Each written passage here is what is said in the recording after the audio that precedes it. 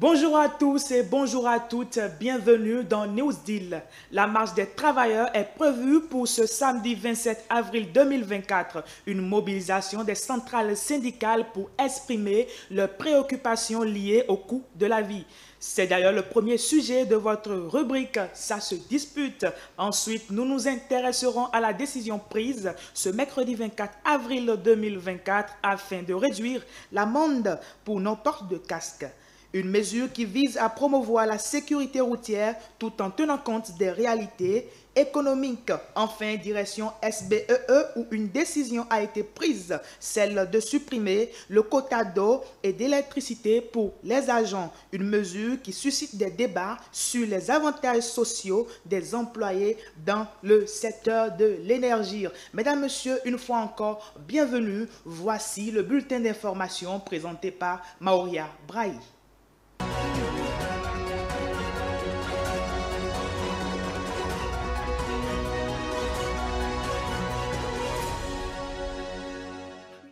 Maoria Brahi est déjà sur ce plateau. Maoria, bonjour. Bonjour. Et bienvenue encore. Merci. Alors, le bulletin d'information, c'est avec vous. D'accord. Merci. Et voici le bulletin d'information de ce jour.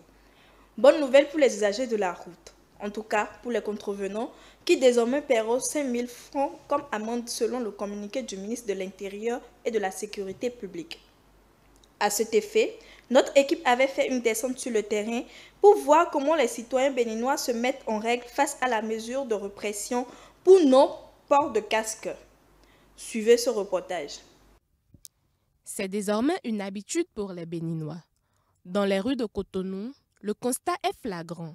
Les conducteurs et passagers des engins à 2 ou 3 roues ont tous mis leur casque avec la linguée. Excès de vitesse, non-port de casque pour motocyclistes et passagers, communication au guidon ou volant, non-respect du couloir de circulation, défaut de plaque d'immatriculation, la police républicaine mène désormais une répression implacable contre ces infractions depuis ce 1er mars 2024. Déjà, c'est une bonne décision parce qu'elle garantit la sécurité de tout citoyen. Les pays voisins le faisaient déjà avant nous. C'est une très bonne décision de la part du gouvernement parce que le gouvernement est en train de sauvegarder toutes ses fiches en nous demandant de porter le casque et puis ceux de derrière aussi, ceux que nous remorquons. Non, c'est une bonne chose. Répression des casques, c'est pour notre sécurité. Mais c'est nous-mêmes qui faisons que cette répression, on dit répression, parce que nous sommes têtus au Bénin. Quand on te dit, il faut faire comme ça, il faut porter ton casque pour ta sécurité, fais ci, fais ça, il faut seulement observer ce qu'on dit. Mais nous les temps nous finissons d'agir. Nous sommes d'agir autour. Ni des gens qui ont été. Quand vous avez d'agir, si vous avez le casque, vous avez un casque. Dès que vous descendez, vous avez un casque beaucoup faux. Peut-être pour aller goudron du bon. Et bien le goudron du haut. Et bien le fil le haut. C'est $1, mais oui, c'est bon. Et les policiers les pagaille bleu, mais des soins pagaille bleu. Et donc ils sont faux. Et bien donc on les met de goudron. Bon, on leur met une jetée. Bon, on a traversé feu ouais. Bon, on les va tomber à l'est. La mesure, selon la police républicaine, vise à protéger la population contre les multiples cas d'accidents et parfois de décès sur nos routes. Et les dernières statistiques du Centre national de sécurité routière viennent corroborer le fait. C'est plus de 26 000 cas d'accidents dont 700 morts par an, à raison de 2 morts par jour, qui sont enregistrés au Bénin par le biais du bulletin annuel des accidents constaté entre 2015 et 2016. Si certains encouragent le gouvernement dans sa démarche, d'autres implorent la clémence du chef de l'État. Par exemple, ce matin même, moi j'ai vu des gens encore conduire moto sans casque, même celui qui conduit. Où allons-nous? C'est de l'incivisme. Donc nous sommes trop têtus. On n'a qu'à continuer seulement la répression. Et puis des choses va Jowa lu arriver din. Et nous le cas où là yo mi ko son là yo cas na ba ya. Répression des biens nous maison mais cas des quoi do cas dit. Bon cas elle arriver. Va yo mi la ho. Agbe agbogun ya wuliwe. Cas on ko njon ko keke din. Ama ko cas a ko keke ya. Cas a ko we. Mama e ko tro ya wuliwe. E ne do ko de boa ya. E wuli me pon me le je se me wuli pon yen do. Cas on yen ton kwiji to ngon tion. E do ko de boa. Et les casques ont augmenté de prix. C'est un réel problème. Si l'État peut au moins subventionner ça, les vendeurs de casques pour qu'ils puissent réduire le coût, ça va faciliter la tâche à tout le monde. Vraiment, on sollicite vraiment la diligence du chef de l'État pour qu'ils viennent vraiment nous aider et puis la population aura, c'est-à-dire encore une fois, on va encore crier son nom et dire l'abonnement qu'il est, il est toujours abonnement. Annoncé le 6 février, la répression est toujours en cours et la police républicaine compte maintenir le cap pour le bien des routiers. Point de presse ce mercredi du porte-parole du gouvernement Wilfried Léandre Ngoumbedji. Le Conseil des ministres a approuvé une série de mesures, dont celle portant la création du registre des bénéficiaires effectifs auprès de l'Agence nationale du domaine et du foncier. Suivons cet extrait. Le chef de l'État, M. Patrice Talon, a présidé la séance du Conseil des ministres ce mercredi 24 avril 2024, à l'issue de laquelle les décisions que voici ont été prises. S'agissant des mesures normatives, création du registre des bénéficiaires effectifs auprès de l'Agence nationale du domaine et du foncier. Il ressort de différents rapports de structures spécialisées, aussi bien nationales qu'internationales, dans la lutte contre le blanchiment de capitaux et le terrorisme, que le secteur de l'immobilier et du foncier est le plus susceptible de servir à investir de l'argent illicitement gagné. D'après ces mêmes rapports, notre pays n'échappe pas à cette tendance car des immeubles peuvent facilement s'acquérir pour le compte de personnes physiques dissimulées derrière des personnes morales et ou constructions juridiques sans que l'on puisse les identifier clairement. En effet, l'anonymat et l'opacité dans lesquelles se déroulent certaines transactions foncières et immobilières sont de nature à user de ce moyen à des fins de blanchiment de capitaux et de financement du terrorisme. Aussi, suivant les recommandations de ces structures, notamment le groupe d'action financière GAFI, s'avère-t-il opportun de mettre en place un cadre légal pour la collecte, la vérification et la publication des informations relatives aux bénéficiaires effectifs sur un site web officiel lors de l'établissement et de la mutation de titres fonciers. C'est à cette fin que le présent décret est adopté. Il consacre la création, auprès de l'Agence nationale du domaine et du foncier, du registre des bénéficiaires effectifs dans le secteur de l'immobilier et du foncier. Le ministre de l'Économie et des Finances prendra les dispositions nécessaires à sa bonne application. Toujours dans le point de presse, le Conseil des ministres a également annoncé une mission d'études complémentaires à la réalisation d'un système d'épuration des eaux usées domestiques à Ganvié. Suivant à ce propos Wilfried Léandre Ngoumbedji. S'agissant des communications, mission d'études complémentaires relative à la réalisation d'un système d'épuration des eaux usées domestiques à Ganvié. Dans le cadre de l'exécution d'une précédente mission sur le même objet, il a été demandé de procéder à l'analyse du dossier d'avant-projet détaillé réalisé par la société prestataire. Il en ressort les constats suivants. Aucune étude, budgétisation ou planification n'a été faite pour le raccordement et la collecte des eaux usées provenant des habitations, ce qui signifie que le système ne disposera pas d'affluents à traiter. Le dimensionnement de la station d'épuration des eaux usées est prévu pour 75 000 équivalents habitants pour une population potentielle de Ganvié en 2038. Or, celle-ci actuellement est d'environ 40 000 habitants. La cogénération biogaz ne présentera une valeur ajoutée qu'après un raccordement d'au moins 40 000 équivalents habitants. La gestion des boues après déshydratation n'a pas fait l'objet d'une étude. Cependant, elle peut être utilisée dans l'agriculture sous forme de compost. Au regard de ces constats, il est recommandé qu'une étude complémentaire au dossier d'avant-projet détaillé soit réalisée et prenne en compte le raccordement, la collecte, de même que le traitement des eaux usées. Elle sera assortie d'un cahier de charges d'exploitation et d'entretien du système afférent pour une durée minimale de 5 ans. C'est dans ce cadre que le Conseil a marqué son accord pour la présente mission et instruit les ministres concernés de veiller à sa bonne conduite. On en vient maintenant à cette mesure de suppression des quotas d'eau et d'électricité au travers de la SBEE. Cette décision du directeur général de la structure suscite des discussions sur l'équité au travail et sur la manière dont les employés bénéficient des services essentiels. IFA Télévision s'est intéressé à la question à travers ce reportage de Dari Da Silva et Tristan Haï. C'est ce à quoi moi je m'attendais quand le président Talon parlait de la rupture.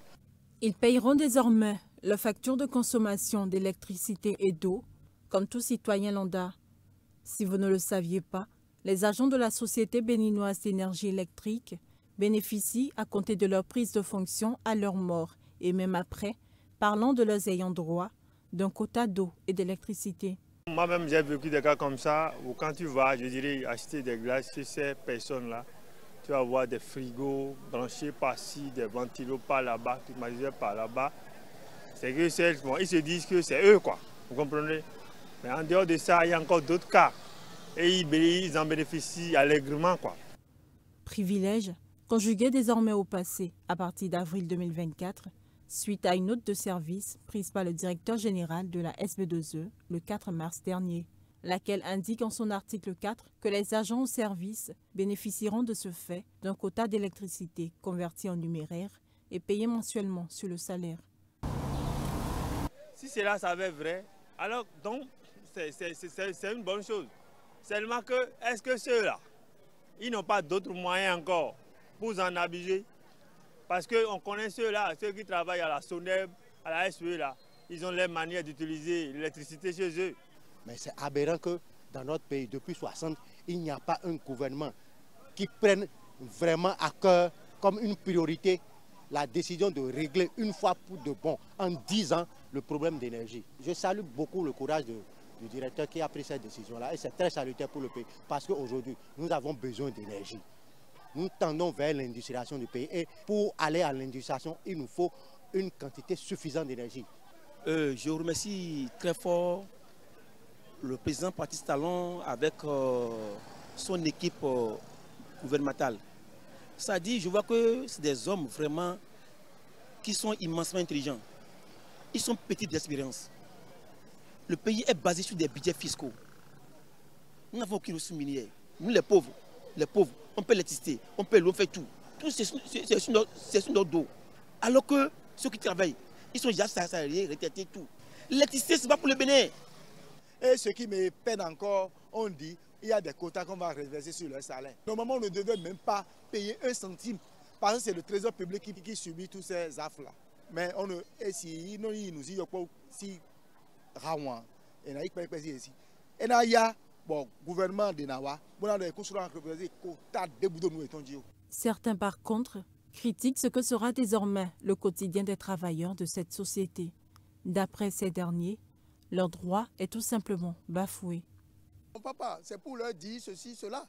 Mais ceux qui sont morts, on supprime, carrément. Parce que ceux qui sont morts. Ceux qui sont à la retraite, on supprime. Vous voyez. Mais ceux qui sont en fonction doivent avoir de manière limitée, de manière encadrée, n'est-ce pas, droit à l'énergie électrique. Mais leur dire, ils vont payer, on va payer le quota, non. C'est une réforme suicidaire. C'est pas bien. Il y a d'autres qui prennent des primes d'escalier, des quoi. Il y a trop. Si cela sera reversé sur leur salaire, je pense que ça va diminuer. Pourquoi on ne peut pas leur laisser ça? Non, chez moi, celui qui travaille à l'hôtel doit vivre de ce qui est dans l'hôtel. Dans le privé, ce n'est pas ça. Dans le privé, ce n'est pas ça. Quand tu as ton véhicule, tu as une indemnité de carburation. Le privé ne te répare pas ton véhicule. Donc, tu fais tout dans ton salaire. Moi, j'aurais souhaité que l'État prenne exemple sur cette décision, qu'on donne des salaires conséquents à tous les employés, pas qu'on se cache derrière des règles d'accord d'indemnité pour utiliser abusivement les fonds de l'État. Nous voyons. Un mois déjà que la décision est prise, les agents ne s'étant pas plaints, tout porte à croire qu'il s'agit d'une forme de consensus pour réguler l'utilisation de ces ressources afin d'en améliorer l'accès dans le rang de la population.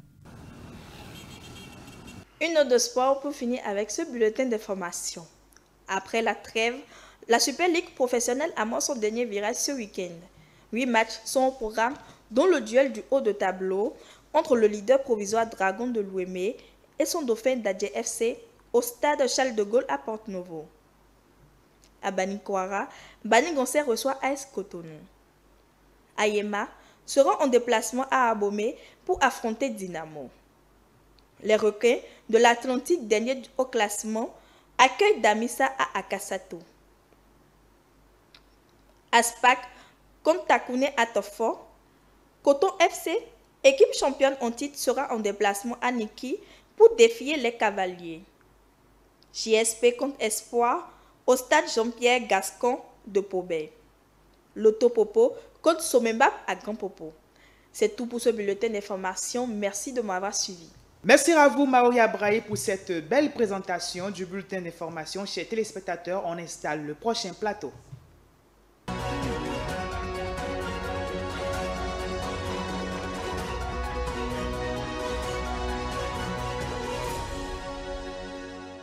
Retour sur ce plateau pour aborder la deuxième partie de votre émission. Et vous le savez déjà, nous sommes dans Ça se dispute, le débat. Et mes compagnons sont déjà là. Herman Anyambosu, bonjour et bienvenue. Bonjour Lié Sebavo, bonjour chers compagnons. Bonjour Herman, bonjour Lié. Bonjour à vous, Ange Mandier.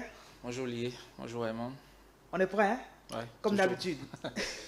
Alors, la marche des travailleurs contre la cherté de la vie prévue pour ce samedi 27 avril 2024, Ange Mandier, le moment est-il bien choisi? Oui, Lié, je pense que le moment est bien choisi parce qu'aujourd'hui, la cherté de la vie alimente les débats et plombe le budget des ménages. Nous sommes dans un pays où le SMIC est passé de 40 000 à 52 000 il y a un peu plus d'un an. Cette augmentation qui a donné une lueur d'espoir aux travailleurs, là, maintenant, actuellement, est en train de virer au drame, on ne pourrait pas dire au drame, au cauchemar, parce que si le SMIC doit évoluer et quelques mois après, les denrées alimentaires, les produits doivent flamber de prix, alors ça n'a plus son sens. Nous sommes dans un pays où les produits manufacturés ont flambé déjà, et nos propres produits locaux qu'on cultive ici chez nous, je veux parler du maïs, coûtent encore cher, alors ça devient notre problème. Aujourd'hui, le maïs coûte 400 francs. Et parfois, chez certaines vendeuses, au-delà.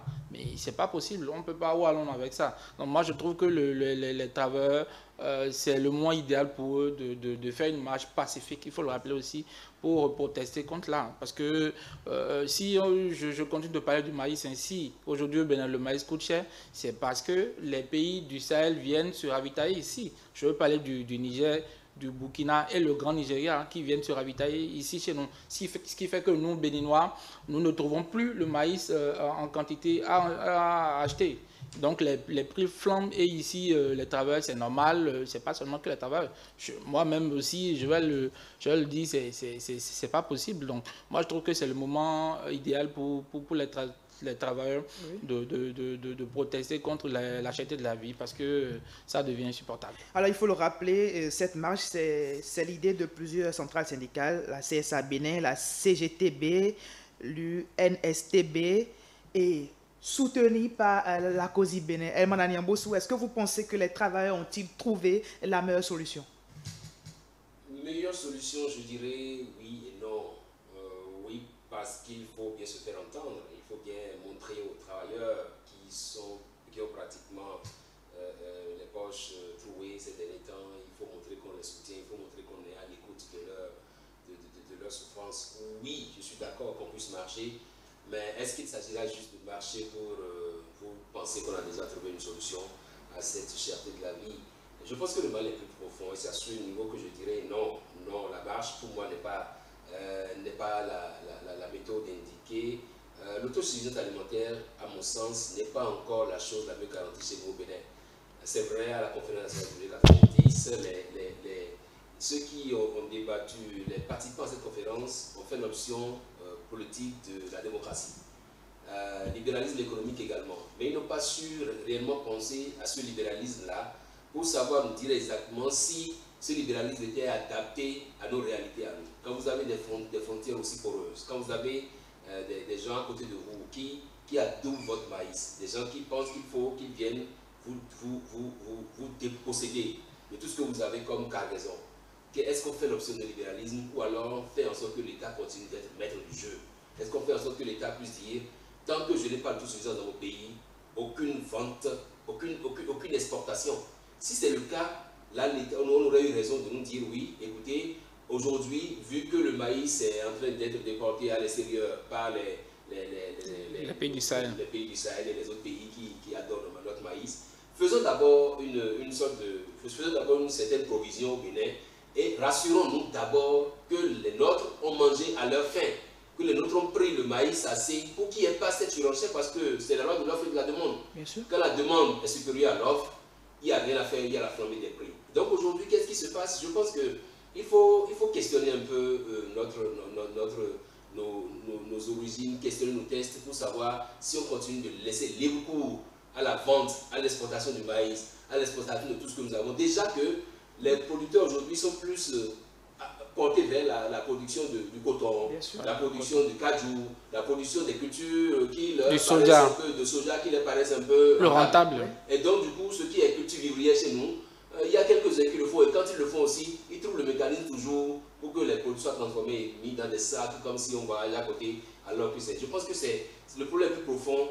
La marche, oui, mais au-delà de la marche, il faut s'asseoir pour réfléchir à quel mécanisme on met en place pour que nous cessions d'être dépossédés de nos biens. Moi, je pense que cette brèche que vous venez d'ouvrir aussi ramène le problème de la suppression de l'ONASA. Parce que l'ONASA a été supprimé, mais il n'y a pas eu de mesures alternatives pour combler ce vide. Donc, il y a tout ce problème aussi qu'il faut revoir. On parle aussi des consommateurs. Nous avons ici au Bénin une association de consommateurs, plusieurs associations de consommateurs, mais c'est à croire qu'ils dorment, puisqu'ils ne nous défendent pas. Le Béninois se plaint, de la cherté de la vie. Il y a la communication, les GSM qui nous arnaquent au quotidien. Mais aucune de ces associations ne monte au créneau pour nous défendre. Donc, il y a tous ces problèmes qu'il faut revoir. Est-ce qu'il faut vraiment tenir rigueur aux associations de consommateurs? Je pense que c'est à nous, consommateurs, de nous défendre et de faire en sorte que nos causes soient défendues aussi. Il ne suffit pas de se dire juste président de l'association de consommateurs. Qu'est-ce que les consommateurs eux-mêmes font pour participer à la vie de ces associations-là? Aujourd'hui, vous invitez les Béninois. Invitez les Béninois à marcher pour dire non à ceux qui exportent le maïs dans les pays voisins. Vous ne trouvez personne à vos côtés. Parce que les Béninois pensent que oui, c'est leur cause, c'est leur chose, ils n'ont qu'à défendre. Une fois que vous avez défendu, eux, ils sont des jouisseurs paisibles, ils ne jouissent pas procuration. Donc je pense qu'il nous faut, nos consommateurs, nous défendre. Il y a actuellement une situation qui prévaut. Vous faites des demandes en ligne, vous n'avez pas le résultat automatiquement. Il n'y a personne pour en parler. Ils sont là, tout le monde est là, on est tranquille. Tant qu'ils sont demandeurs de ces services-là, ils disent les casiers judiciaires. On nous a dit en tant que c'est suspendu. Pour quelle cause? Et jusque-là, aucune explication, et puis on est là, puis on attend. Donc je pense qu'il revient à chaque consommateur, quand il constate des situations, de pouvoir le porter sur la place publique pour que les gens puissent venir à notre secours. Je rappelle, cette marche commencera à la Bourse du Travail, Carrefour Avenue Stémez, Carrefour Saint-Michel, Carrefour Marina, Carrefour Étoile Rouge pour échouer. C'est un symbole un peu de notre Bénin, du Bénin révolutionnaire. Alors, oui. Vous avez parlé tout à l'heure de mécanismes à la place de ces centrales syndicales. Que proposeriez-vous? Non, je pense que je n'ai pas à leur dire de ne pas marcher, mais une fois qu'ils ont marché, qu'ils s'asseyent comme ils le font d'ailleurs, je ne doute pas un instant qu'ils vont le faire, qu'ils puissent nous aider à trouver le mécanisme, qu'ils puissent nous dire, on nous a appris un peu ce plan-là à l'école, problème, cause, conséquence, solution. Quel est le problème, on le connaît, c'est la cherté de la vie. Les causes, on doit les identifier. Les conséquences, c'est qu'actuellement, il y en a encore qui se veulent de jeter la pâte et tout. Ceux qui jettent la pâte doivent savoir que le maïs coûte cher et les solutions, ils doivent pouvoir les sortir également. Donc pour moi, je pense qu'il revient à tous les acteurs sociaux, acteurs politiques, tous ceux qui peuvent travailler à ce que la vie devienne de plus en plus vivable chez nos Bénin. Il leur revient de s'asseoir pour trouver des solutions qui s'imposent. Parlons de cherté de la vie, un communiqué du ministère de l'Intérieur et de la Sécurité publique de ce mercredi, avril 2024. Une décision a été prise, je l'ai déjà rappelé dans mon introduction, celle-là de réduire l'amende pour non-port de casse, voilà, pour non-port de casse. Oui. Et est-ce que ça rejoint le premier sujet? Je pense que ça rejoint en quelque sorte le premier sujet. Et d'aucuns disent que c'est le rôtement social qui a pris corps à travers cette mesure prise par le ministre de l'Intérieur et de la Sécurité publique. Moi, je pense que c'est une bonne décision. Il faut maintenir, force doit rester à l'autre. Le port de casque, c'est une obligation pour nous tous. Ça concourt à la sécurité de tous les motocyclistes. Et en faisant cela, c'est aussi le ministère de la Sécurité publique aussi, en diminuant le coût des amendes, montre qu'il est aussi à l'écoute de la population. Le gouvernement montre à travers cette décision qu'il est à l'écoute des populations, puisque des voix se sont élevées pour protester contre le coût élevé de l'amende qui était à 10 000. Et donc, à écouter cette décision, à lire la décision, je pense que le gouvernement montre qu'il est à l'écoute de sa population, et je pense que c'est une bonne chose. À l'écoute de la population, ou c'est peut-être une mesure pour sensibiliser davantage les usagers à l'importance du port de casque? Oui, la mesure avait déjà été prise. C'était de sanctionner les contrevenants aux dispositions du code de la route. Oui. On est d'abord passé par la répression de ceux qui ne portent pas les casques. Je pense que la mesure a désormais pris. On peut dire que la mayonnaise a pris, parce que désormais on voit des gens, un peu comme sur ces images-là, la dame qui sort de maison avec son casque parce que sachant pour devoir enfourcher une moto. Et donc, même il y a des motocyclistes qui ont deux casques, donc un casque qui porte et le second qui est accroché à la moto, au cas où vous n'avez pas. Mais maintenant, par rapport à ce second casque qui est devenu un casque multisectoriel, est-ce qu'il ne faut pas prendre des dispositions pour peut-être mettre un sachet sur la tête, mettre des filets sur la tête avant d'enfiler ces casques-là, pour pas qu'après, au bout de 2, 3 ans, 4 ans, qu'on découvre encore une autre maladie des cheveux, une maladie de la tête et tout. Donc je pense que par rapport à ça, c'est vrai, c'est mieux de prendre des mesures, mais l'autre c'est d'analyser tous les contours de ces mesures-là pour pouvoir dire aux gens attention, un peu comme le font les GOCM. Ils ont un filet qui vous met de côté sur la tête, ça vous permet de protéger votre tête contre d'éventuelles maladies que quelqu'un d'autre qui a déjà porté ce casque a sur la tête. Je pense que l'un mis dans l'autre, pour moi, c'est un peu comme un journal articulé ce matin, c'est que le gouvernement joue la carte de l'apaisement. Parce que aussi bien les centrales syndicales ont dit attention, si vous mettez l'amende pour non-port de casque à 10 000 francs, autant dire la personne rester à la maison. Parce que le casque, ça coûte combien? C'est 8 000, entre 8 et 10. Oui. Alors, donc je pense que l'amende doit quand même être une amende pour sensibiliser. Pas une amende pour dire tu dois apporter le casque, paye l'argent que tu dois payer. Si tu devais acheter un casque, je pense que dans d'autres pays, l'amende n'est utilisée comme pour frapper, pour fouetter, non pas du tout. L'amende, ça a un but de sensibilisation, ça a un but éducatif. Et donc, une fois que le ministre a dit, on parle de 10 000 francs, 5 000 francs pour moi, c'est que le ministre n'est pas resté sous l'autorité. C'est sûr que le ministre n'a pas pris ça sans consulter le chef de l'État. Et ça veut dire qu'ils ne sont pas restés sous aux sollicitations des populations, aux critiques des populations. Pour moi, si ça peut continuer ainsi, ce n'est pas mal. Moi, je vais renchérir en disant que c'est le lieu aussi de demander à ce que le gouvernement puisse subventionner l'achat des casques. Parce que, amende, d'accord. Mais ce qui est important, c'est que les populations puissent avoir accès à ces casques-là. Pour que le Béninois lambda, le dernier des Béninois, si je peux le dire, puisse avoir la capacité d'acheter ces casques-là. Donc moi, je pense, en lieu et place de donner une amende de 5 000, moi, j'aurais souhaité peut-être que quand la police arrête un contravenant, qu'on lui dise, va payer le casque et tu ramènes le reçu d'achat pour prendre ta moto. Là, on oblige les populations ou ceux qui ne l'ont pas encore à l'acheter.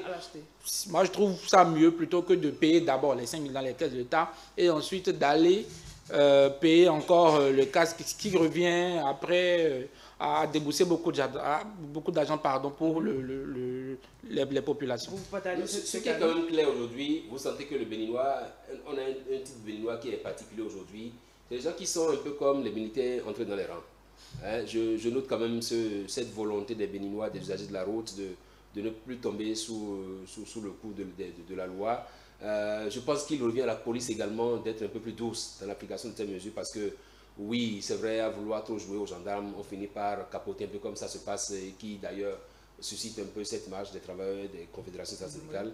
On aurait dû trouver le mécanisme pour un peu adoucir les choses, pour dire aux gens attention, quand vous pressez un peu, c'est d'ailleurs ça, hein, quand vous êtes dans une voiture, vous pressez un peu, vous ralentissez. pour dire attention devant. C'est pas parce que la voie est totalement ouverte qu'il faut foncer. Sinon, quand vous foncez, lorsqu'il y a un camion qui sort de quelque part, c'est pas... Vous avez fait un grand travail sur cette répression depuis que la répression a commencé. Est-ce qu'aujourd'hui, avec le constat que vous aviez fait, est-ce qu'on est sûr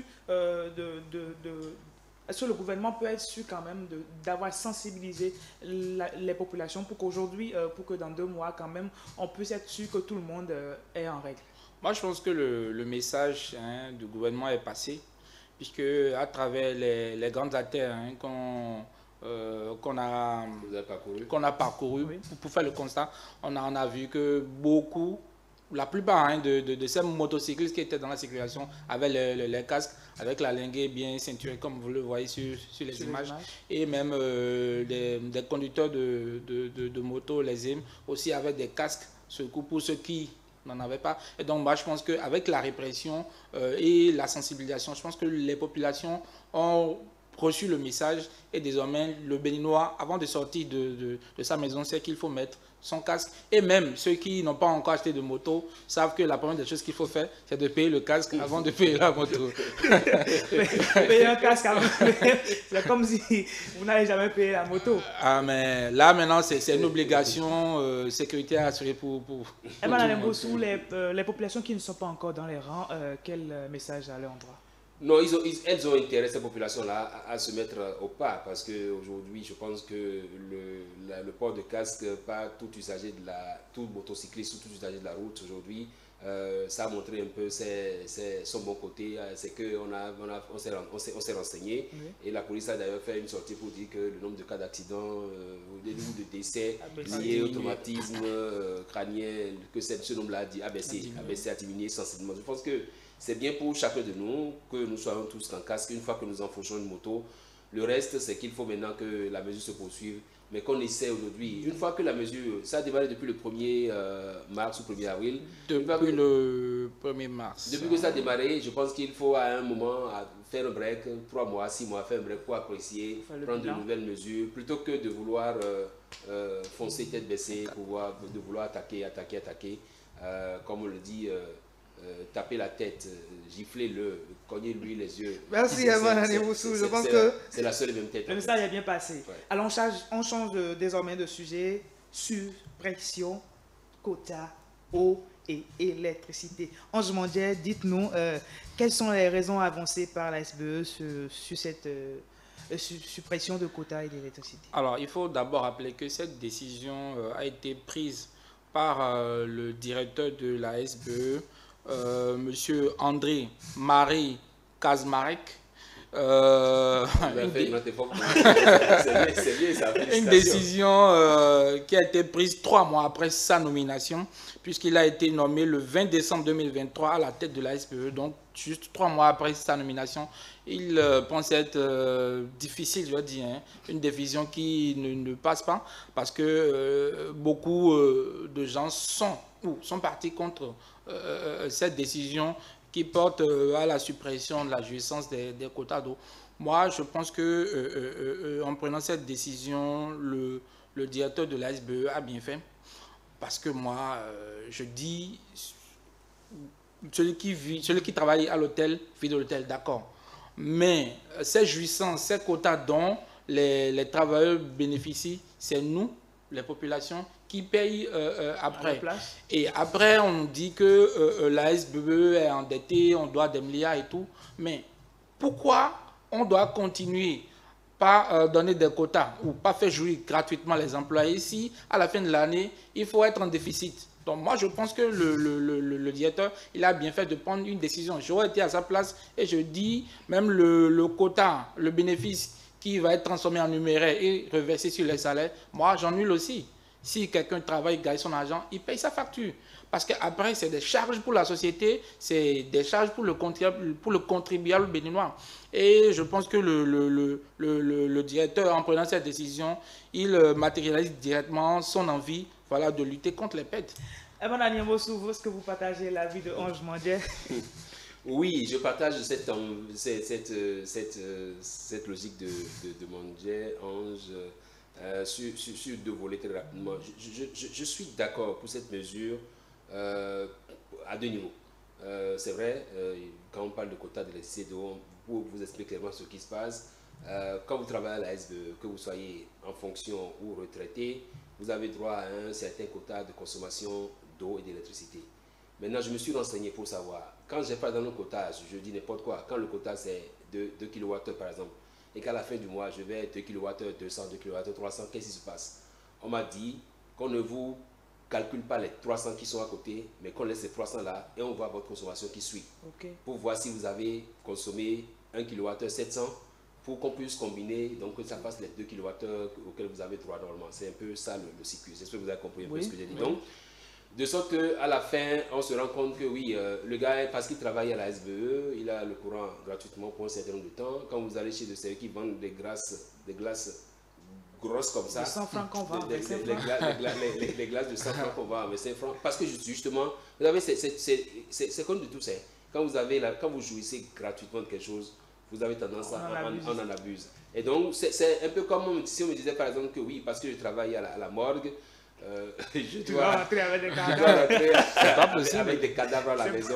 Je pense que ce qu'on devrait faire pour revenir à ce qu'Anja dit, c'est vrai qu'au lieu de leur donner quota, même au lieu de leur donner, de mettre ça sur le salaire, quelque chose de salaire, on se contente juste de leur fixer le salaire, les primes qui vont avec et puis tout. Parce que moi qui travaille par exemple à la télé, vous voulez que je rentre avec quoi? Parce que je travaille à la télé, je dois rentrer avec les micros, les caméras, ou bien je dois rentrer avec le banc de montage, je dois jouir de ça. Je pense qu'il y a un peu cette discrimination que le DG Désiré Kazmarek vous avait dit. André-Marie Kazmarek. André-Marie Kazmarek. Je crois que c'est une injustice qui est venue corriger. Maintenant, oui, c'est sûr que ça va grogner un peu dans les rangs parce que vous savez, c'est connu de tout le monde, hein, quand un enfant a le biberon à la bouche, que vous le suturez, il fait de grosse mine, il fait grise mine, il essaie de renflouer la mine et tout. C'est à vous de l'attendre au carrefour pour savoir lui dire attention. Si nous continuons dans l'application de cette mesure-là, la SBE court à sa pète. Si nous continuons dans l'application de cette mesure, la SONET court à sa pète parce que justement, on doit tenir compte de tout ce qu'il y a comme perte, tout ce qu'il y a comme, situation dans cette structure-là qu'il faut gérer. Ange Mandel, vous étiez en train de noter quelque chose tout à l'heure? Oui, moi je vais toujours enchérir en disant que c'est vrai, les travailleurs de la SBE, là maintenant, ils sont, je vais dire, hein, ils sont pas d'accord. Et officiellement, ils n'ont pas eu je vais pas dire, ils ne se sont pas prononcés officiellement, il n'y a pas eu de revendication suite à la décision. Et donc, c'est comme si eux aussi, ils ont consommé la décision. Donc, moi, je pense que c'est tant pis pour eux. Oui, c'est comme vous l'avez dit, c'est comme s'ils ont consommé. C'est sûr que il y aura des bruits de bottes dans les couloirs de la SBE et de la SONEB et tout, parce que ceux qui en bénéficiaient et qui, ma foi, faisaient jouir leurs voisins de cet avantage-là. Imaginez quelqu'un, par exemple, qui n'a pas de frigo chez lui, qui n'a pas de congélateur, et qui sait qu'il doit bouffer 2 kWh. Il vend le courant à qui il veut, et il empoche ça. Ouais, donc il y en a qui ont su quand même monnayer cette jouissance-là, et qui en ont profité. Je pense que le moment est venu pour qu'on siffle un peu la fête de la récréation. La fête a été sifflée, parce que nous sommes tous des citoyens de ce pays, et autant nous sommes... Ça me dit par exemple que quelqu'un qui travaille, par exemple, qui est au niveau de la route, qui fait infrastructure, il rentre chez lui avec du goudron, ou bien avec des caillasses qui doivent être à la maison, avec du ciment, avec du fer, ou bien parce qu'il est conducteur de route, il peut se coucher sur la voie publique, et dormir là, installer sa famille.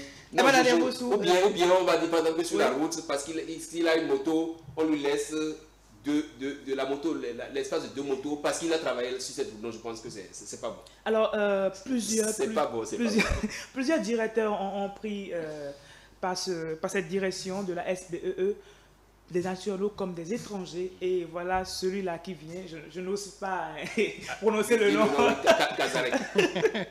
Alors, lui qui vient et qui change et qui supprime ce quota-là, est-ce un moyen de nous dire...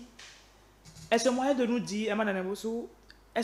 nous dire, que notre système n'est pas meilleur? Puisque ma voix porte beaucoup... Non, c'est pas que le système n'est pas meilleur.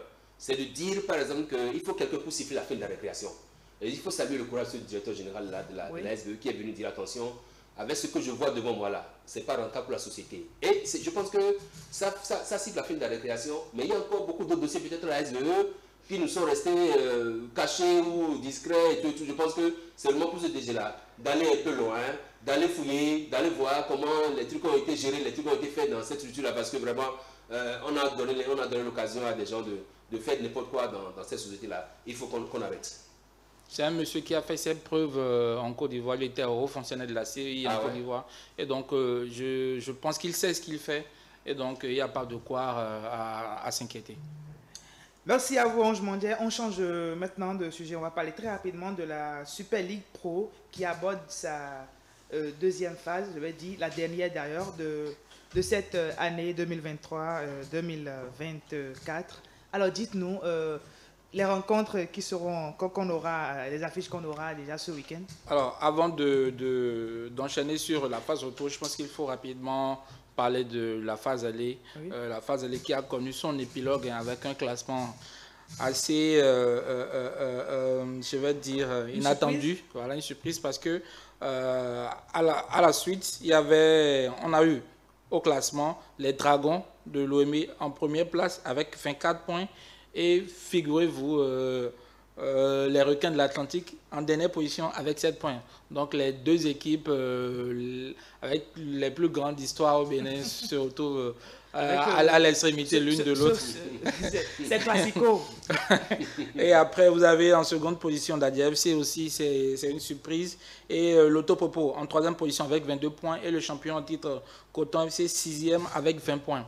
Donc, pour cette phase retour qui va démarrer ce week-end, nous aurons plusieurs matchs. Nous avons 8 matchs programmés pour ce week-end. Je pense que ces matchs ont déjà été rappelés dans le bulletin d'information. Alors, dites-nous, Ange Mondier, deuxième partie du championnat, on est presque à la fin. Est-ce qu'avec cette surprise Dragon en première position, Requin qui ferme la marche, est-ce qu'on est sûr de voir encore l'Auto Coton à la tête à la fin du championnat? Oui, je suis sûr parce que c'est des équipes qui ont d'abord l'effectif qu'il faut. Ils ont l'effectif qu'il faut en quantité. Non, c'est une injuste de faire en quantité et en qualité. Non, c'est une injuste de faire cette question-là. Il ne peut pas dire le contraire. Le connaissant, les deux équipes pour le football cotonnier. C'est pas possible. Non, c'est vrai que j'ai un penchant pour ce club. Ouais. Mais je vous le dis franchement, ces deux équipes, je veux parler de Coton et de l'Auto, ont l'effectif en quantité et en qualité pour terminer le championnat. Parce que ce qui est compliqué pour ces équipes, je vais nommer Dadje, Dragon, des équipes qui pour la première phase se bougent beaucoup, donnent beaucoup d'énergie pour en gagner des points, mais dans la seconde phase, ils n'arrivent plus à supporter le rythme, puisqu'il y a des blessures, il y a peut-être parfois des joueurs qui prennent des rouges, des titulaires qui ne jouent pas, et quand on met des remplaçants dedans, ils répondent pas comme, voilà, ils sont pas à la hauteur, et donc c'est parfois compliqué pour ces clubs-là. Or, en revanche, pour des équipes comme l'Auto, Coton qui sont capables de vous aligner de 11 titulaires.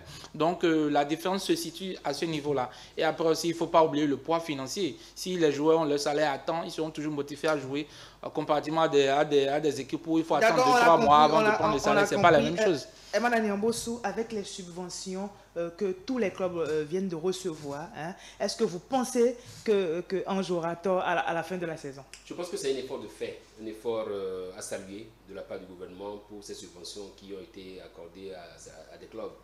Parce que ça permet effectivement à ceux qui n'ont pas le salaire qu'il faut et qui donc essaient de jongler, ça leur permet d'être un peu plus, au lieu d'être nomades, de se sédentariser.